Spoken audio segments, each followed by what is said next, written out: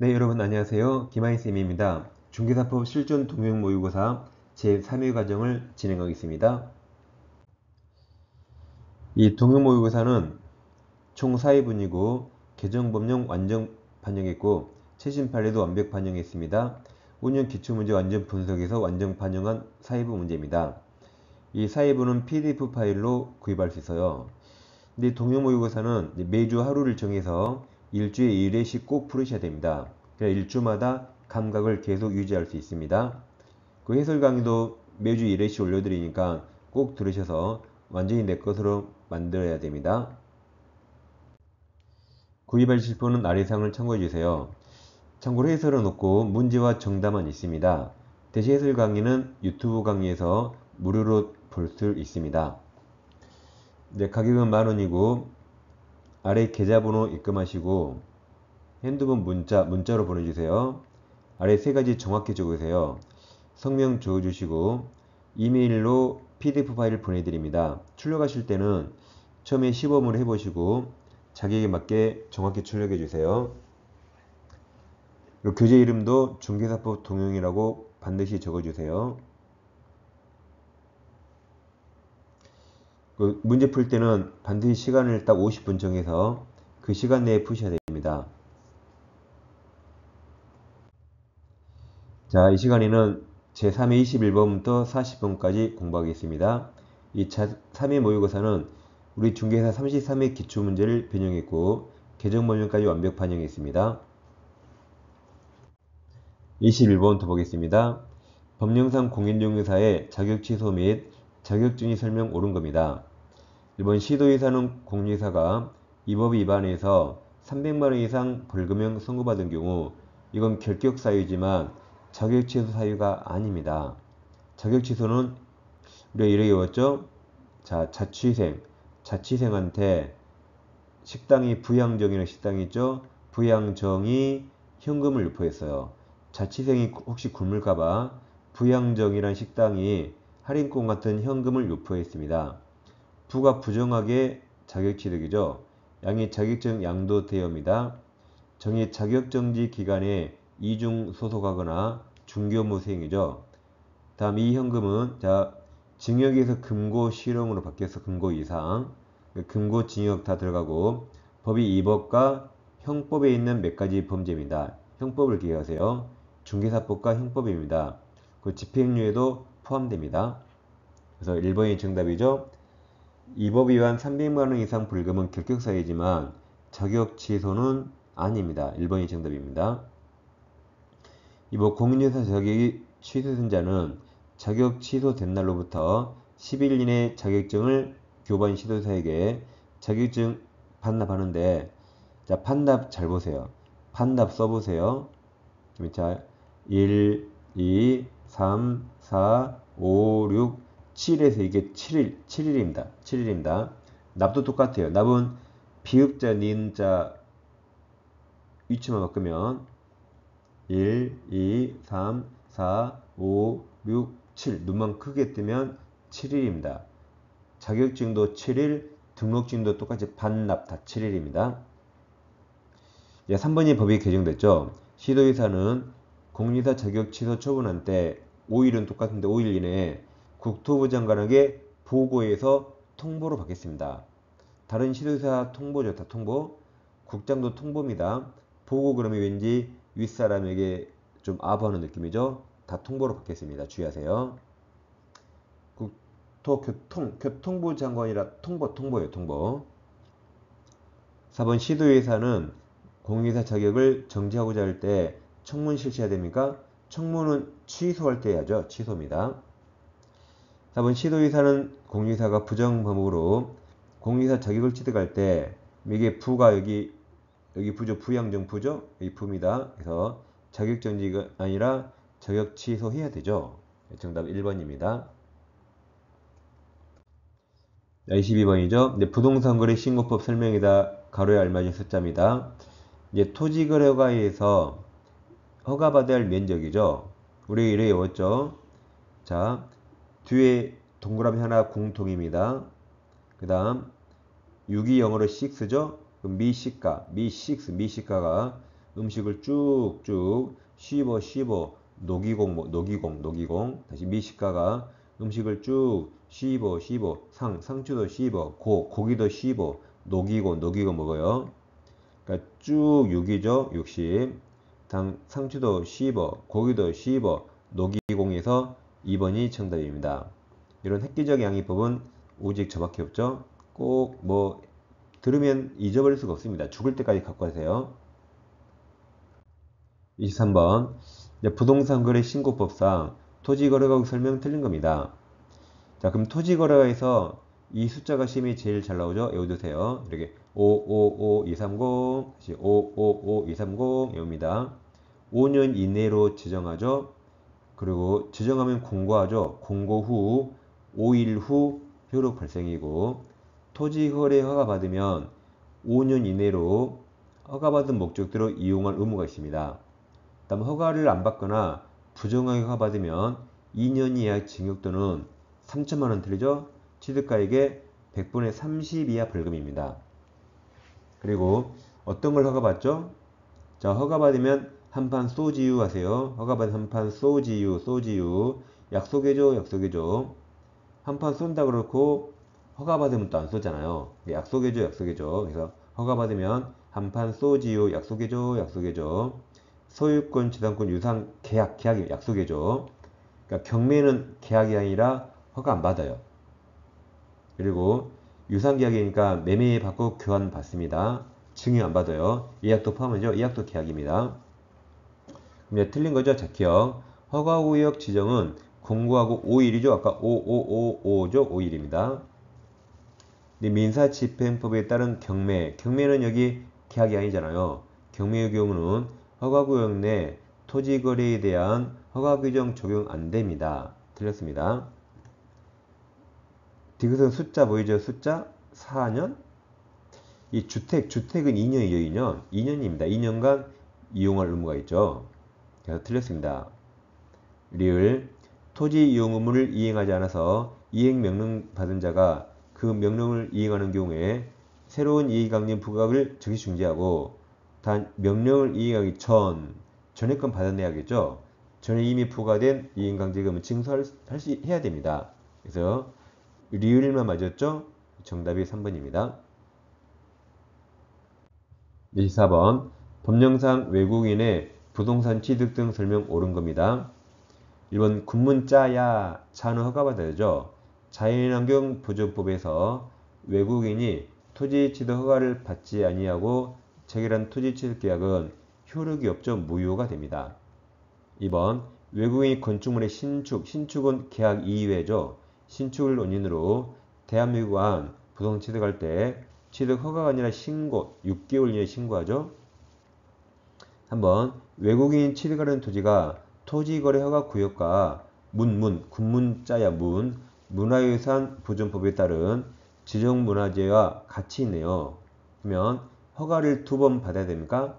이 토지거래 허가와 외국인은 군문자야 허가 받아야 되죠. 둘 중에 하나만 받으면 되죠. 그래서 즉 그때 토지거래 계약 허가와 토지 취득 허가가 모두가 아니라 둘 중에 하나만 받으면 됩니다.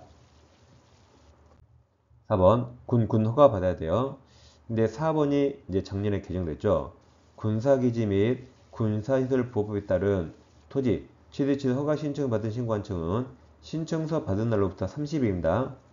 그러니까 군사기지만 30일이고 나머지 다 15일이에요. 이제 30일로 바뀌었는데 30일 안에 허가 또는 불허가 처분해야 하며 부득이한 사유로 그 기간을 못하면 다시 30일 연장됩니다. 그러니까 군사기지는 30 플러스 30이에요. 처음에 30. 근데 군사기지가 전화통화도 어렵고 힘들잖아요. 그러니까 또 30일입니다. 나머지는 다 15일이에요. 그래서 5번은 군문자야 자연유산 보존법은 여기 15일. 나머지 다 15일입니다. 15일이에요. 15일. 근데 군사기지만 30 더하기 30. 나머지 다 15일이고 나머지는 연장기간 없습니다. 그래서 4번, 5번 올해 반드시 나올 겁니다. 잘 기억하세요. 작년에 개정되고 시험이 안 나왔습니다. 25번 부동산거래 신고법상 이행강제입니다. 가로 안을 많이 썼죠. 자, 시장군수는 토지거래가를 받아 토지 취득한 자가 당초 목적대로 이용하지 않고 방치하네요. 그럼 이것은 이행명령 3개월 이내로 하고, 이행 안 하면 이행강림이 방치는 100분의 10이죠. 네, 이렇게 외웠잖아요. 빨강색 방대한 변기 1757, 방치는 10입니다. 그래서 2번 3개월 100분의 10입니다. 방치. 26번. 자, 토지거래가 설명 틀린 거죠. 이번 시군구청장은 공익사업용 토지에 대해서 토지거래 계획안 허가가 신청이 있으면 LH 한국토지주택공사가 그 매수를 원하는 경우에 그럼 선매하는 거죠. LH를 선매자로 지정해서 협의 매수하게 할 수 있습니다. 이건 국토부 장관이나 시도의사 얘들이 지정권자죠. 지정권자는 허가구역 지정사유가 없어졌다고 인정되면 지체 없이 해지해야 됩니다. 다음 3번에 이렇게 보세요. 허가구역 지정할 때는 도시계획위원회 심의 받아요. 근데 다시 지정한다. 재지정한다. 다시요. 소유권 두 번째 하니까 여기는 하급행정청 의견청취가 있어요. 그래서 제가 밑에 쓴 이유가 하급행정청이에요. 그러니까 시도의사 갈 때는 시군구청장, 국토부 장관 할 때는 시도의 하급행정청입니다. 그래서 이렇게 보세요. 심지정이고, 자, 의심나면 재지정. 그러니까 정치인 심상정이 있죠. 심상정이 아니라 심지정. 그리고 의심나면 재지정입니다. 그럼 3번. 시도의사는 지정계획이 끝난 허가구역을 계속해서 다시 허가구역 지정, 이게 재지정이죠. 그러면 시도도시계획원의 심의 전이죠. 이게 의견 청취를 먼저 하고 다음 심의 거칩니다. 그러니까 의심나면 재지정. 심의 전에 하급행정청, 시군구청장 의견을 들어야 됩니다. 그래서 심지정, 의심나면 재지정 기억하세요. 답은 3번입니다. 4번 허가구역이 둘레산 시도 관할구에 걸쳐있는 그러면 국토부 장관입니다. 일부가 시도이사. 5번 토지거래허가를 받으는 자는 신청서를, 허가권자는 시군구청장이죠. 여기에게 제출합니다. 27번 자, 법령상 외국인 등에 해당하는 자죠. 기업 국제연합 등에 해당하고, 이는 대한민국 국적을 보유하고자 않으면 해당합니다. 외국 법령에 따라 설립된 해당해요. 국제기구 해당하고 외국 정부 타 해당하네요. 정답이 5번입니다. 28번 토지거래가 설명 옳은 겁니다. 농지에 대해서 토지거래 계약 허가 받았죠? 농지법에 따른 농지 전용허가 받은 것으로 보지 않습니다. 그러니까 토지거래가 받으면 농취증 받은 것으로 봐요.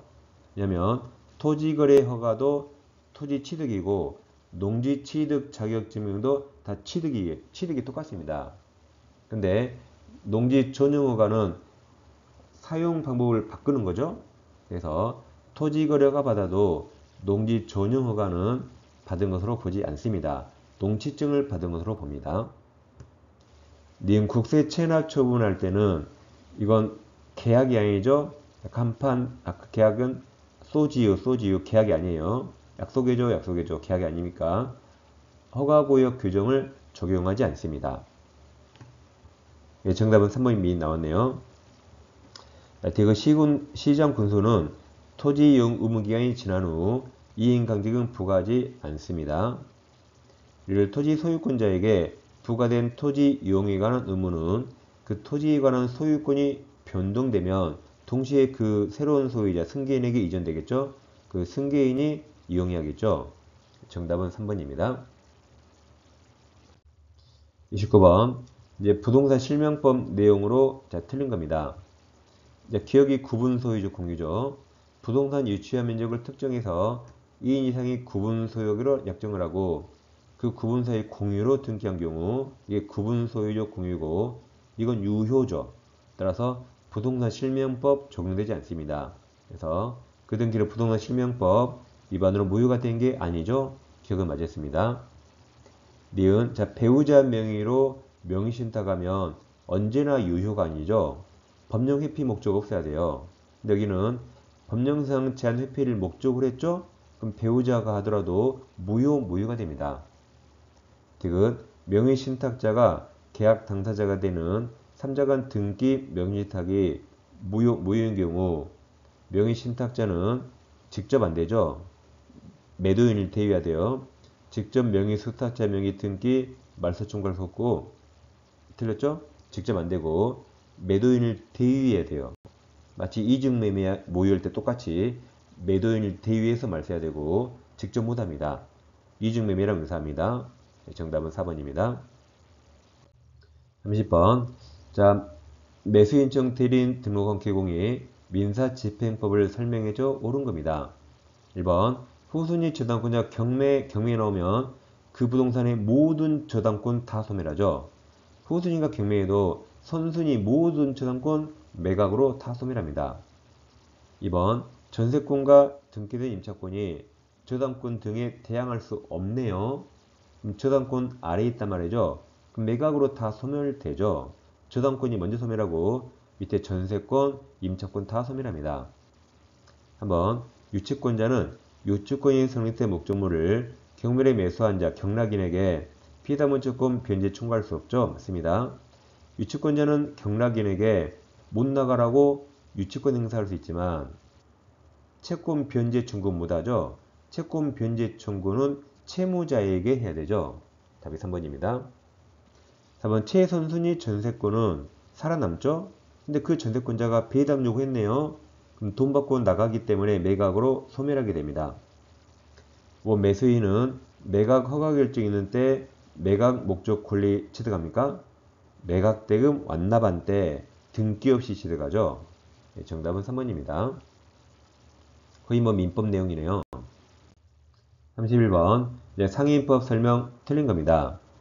1번 대통령으로 정하는 보증금액을 초과하는 임대차가 이용해 상임법상 권리금 규정 적용되죠. 서울에서 9억 초과하면 자 초를 넣으세요. 초를 넣으세요. 그래서 초상권 회사에 초상권이 있어요. 초상권 아주 중요하죠. 초상권이 폐지됐네요. 그럼 회사 망하겠죠. 그러니까 대표가 깨갱했어요. 다시 회사의 초상권이 폐지되니까 대표가 깨갱이 됩니다. 이제 초과고 3기 연체 해지 규정 권위여기 권리금 규정 적용됩니다. 다음 페이지가 폐업을 인한 임차인 해지권이 있죠. 코로나 때 생긴 거죠. 다음 대항력, 표준계약서, 깨갱이 계약갱 신요구권 얘들이 적용되는 거죠. 9억 초과하면 얘들만 적용됩니다. 오답으로 가장 많이 나온 게 우선 면제권 없어요. 임차권 등기 명령 없습니다. 아무튼 여기 권리금 규정 적용됩니다. 다음 상위법은 숫자가 3자가 제일 많죠. 그래서 3기 연체야 임대인은 임차인의 계약갱 후 거절할 수 있어요. 2기는 할 수 없습니다. 3기가 됩니다. 그리고 임대인 동의받고 전대차 계약 체결한 전차인은 자 임대인에게 직접 안 되죠. 전차인은 임대인에게 뭔가를 청구할 때는 임차인을 대위해야 되고 직접 계약갱신 요구 행사할 수 없습니다. 임차인을 대위해야 되죠. 정답은 3번입니다. 자, 32번 주임법 설명 자 옳은 겁니다. 이번 주임법은 주거용건물 임대차에 적용되며 이렇게 맞았죠. 다음 임차주택 일부 주택이 주 목적이고 그 일부가 주거 외의 목적으로 사용돼도 적용됩니다. 주 용도가 주거용이면 그 일부가 주거 외로 사용해도 적용됩니다. 이번 임차인의 계약갱신 요구권 행사를 통해서 갱신되는 임대차의 존속기간은 2년이죠. 2년입니다. 최초 임대차 기간 포함 10년은 이게 상임법이죠. 주임법은 2년이 더 추가되죠. 이제 3번은 지문이 길어요. 그럼 제일 끝에 자, 다른 담보권자보다 우선 이게 최우선이죠. 그냥 우선 써있지만 앞에 다른 선순위 담보권보다 우선 이게 최우선입니다.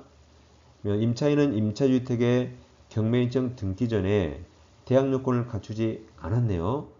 그럼 최우선 인정 안되죠. 대항요건을 갖췄어야 최우선 면제 받을 수 있습니다. 정답은 3번입니다. 4번 선순위 저당권이 있는 주택에서 임차인이 대항력을 갖춘 경우 이대로 경매에 나오면 저당권이 먼저 소멸하고 아래에 있는 임차인 대항력이 소멸합니다. 소멸하기 때문에 양수인, 경락인은 임대인 지위를 승계한 것으로 보지 않죠. 대항력이 있을 때 승계되는데 대항력이 소멸하니까 승계하지 않습니다. 틀렸어요. 5번 임차권 등기 명령 집행에 따른 임차권 등기했죠?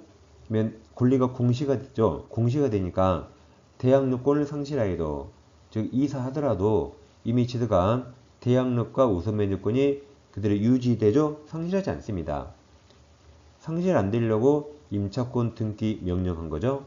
그래서 이사 나가도 그대로 유지가 됩니다. 사인 3번 이제 개공이 주택임대차 중개하면서 중개대상을 확인해서 원 주거용건주문을 작성하죠. 그때 제외하거나 생략할 수 있는 거네요. 임대차에 특별히 필요 없는 거죠. 저제 기억 임대차일 때 취득세 안 내잖아요. 그 다음 니은 공시가 필요 없죠. 기억 니은이 정답입니다. 디귿은 아주 중요하죠. 전세 사기 때문에 다가올 주택 확인서류 제출 중요하고 건축물 방향 중요합니다. 그래서 기억 니은은 정답입니다. 임대차와 특별히 상관없어요. 다음 4번 중개율인 각각 기공률은 중개사법에 따라 존속중개액을 체결하고 존속중개계약서 작성했죠. 옳은 겁니다. 갑과 을의 존속중개 유효기간을 4개월로 약정하면 유효입니다. 원래 존속중개 유효기간은 3개월이죠. 전세 세 3개월. 근데 당사자 약정으로 달리 정할 수 있습니다. 이번 존속중개 계약서는 3년 보존하죠. 자, 이렇게 외웠죠. 학생들이 전학 갈다. 전학 갈 때 335로 몰려갑니다. 전학 갈 때 335로 몰려갑니다. 존속중개 3년, 확인설명서 3년, 거래계약서 5년, 다음 체크때 매수인정 대리가 다 5년입니다. 매수인정 대리 여기 확인설명서 5년이고 사건카드 5년이죠. 그래서 외우세요. 전학 갈 때 335로 몰려갑니다. 다음 3번 을은 중개 보수 및 실부 금액과 산출 내역에 관한 정보를 공개해야 됩니까? 지난 2회 때도 나왔는데 자 확인설명상에서 확인설명사항과 존속중개에서 정보 공개사항이 거의 똑같은데 여기 써있는 게 서로 차이점입니다. 그래서 이건 볼터치 자료죠? 얼굴 볼터치하고 잘했는가 확인해봐 줘. 다시 볼터치 잘했는가 확인해봐 줘. 존속공권입니다. 보가 이게 중개보수죠. 그러니까 중개보수는 오른쪽에 존속중개 없어요. 그러니까 공개한다 틀렸습니다. 볼터치 중개보수 토지이용계획 취득시 부담월 조세 바닥면 주택 임대차 할 때 설명할 사항이죠. 얘들은 확인 설명에만 있고 존속중개에는 없습니다. 하면 존속공권은 공시가 공개해야 되는데 임대차는 공개하지 아니할 수 있다. 권리자 인적사항은 공개선 아니 된다는 존속중개만 있고 왼쪽 확인 설명에 없습니다. 이게 서로 차이점이고 나머지 다 똑같다 하세요. 그러니까 차이점을 외우셔야겠죠. 중개보수는 확인 설명에만 있고 정보 공개사항이 없습니다. 이 오른쪽이 없어요. 두 개 잘 외워두세요. 4번 갑이 존속중개 유효기간에 당해 개공 외의 다른 개공에게 중개를 의해서 거래 난리 났네. 그럼 위약금 물어내야지. 배신 때렸죠? 그래야면 갑은 을에게 지급해야 할 중개보수 100% 전액을 위약금 지급해야 되죠? 정답입니다. 5번 존속중개약 유효기간 내에 의뢰인이 개공 중개가 아니고 중개 의뢰인이 스스로 발견한 상대방과 거래할 수 있죠. 이건 잘못한 게 아니죠. 그럼 의뢰인 갑은 을에게 지급해야 할 중개보수 50% 범위 내에서 소요 비용을 지급하죠. 이건 잘못한 게 아니니까 위약금도 틀렸고 전액이 아니라 50% 범위 내에서입니다. 정답은 4번입니다. 35번 개공갑은 매수인청 대리 등록했죠? 틀린 겁니다. 1번 기억 갑은 광업재단에 대한 매수인청 대리할 수 있죠. 중개 대상물과 매수인청 대리 대상물 똑같습니다. 광업재단 똑같아요.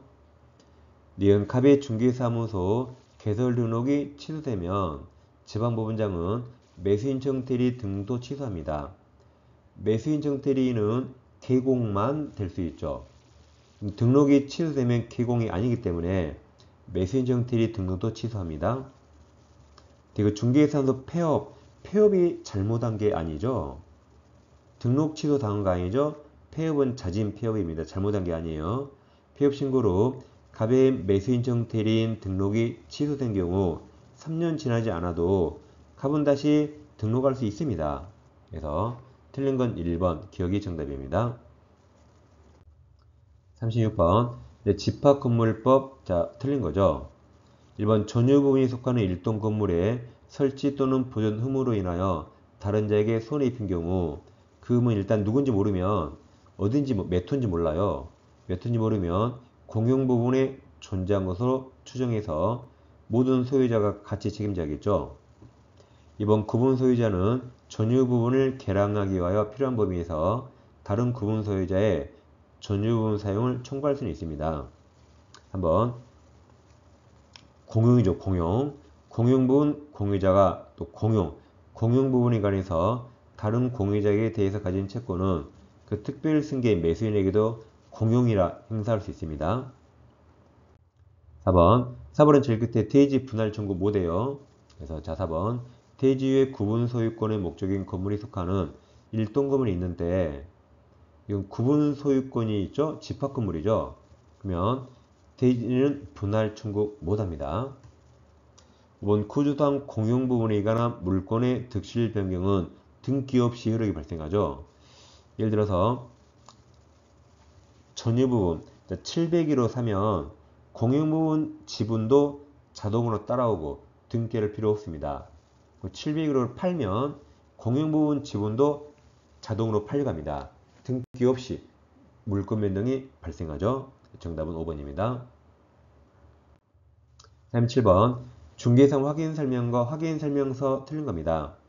이번 개공은 중개 완성되기 전 확인 설명사항을 확인해서 이를 당해 중개 대상물에 관한 권리를 취득 의뢰인 일방에게 확인 설명하죠. 이번 개공이 중개상 확인 설명서의 서명 및 날인을 하지 않으면 업무 정지에 당합니다. 확인 설명서, 거래계약서, 전속중개약서는 다 업무 정지입니다. 한번 개공이 서명 및 날인이 하는 확인 설명서에는 개공이 보존하는 확인 설명서는 포함되지 않는다가 최근 대법원 판례죠. 최근 판례 다 반영해서요. 자, 중개 완성되면 두 가지를 작성하죠. 중개 완성되면 첫째 거래계약서 작성하고 확인 설명서 작성하죠. 그럼 여기는 자 개공 소공은 여기 서명 및 날인합니다. 개공 소공도 이 두 가지가 아니면 다 서명 또는이에요. 이 두 개만 서명 및 날인입니다. 그럼 5글자죠. 거래계약서 5글자, 확인설명서 5글자, 서명 및 그래야 5글자죠. 근데 여기서 대법원 판례가 여기 확인설명서 서명 및 날인이 해야 되는데 의뢰인에게 제공하는 확인설명서는 서명 및 날인해야지만 개공 자기가 보존하는 데는 꼭 및 할 필요 없어요. 또는 둘 중에 하나만 해도 된다는 게 대법원 판례입니다.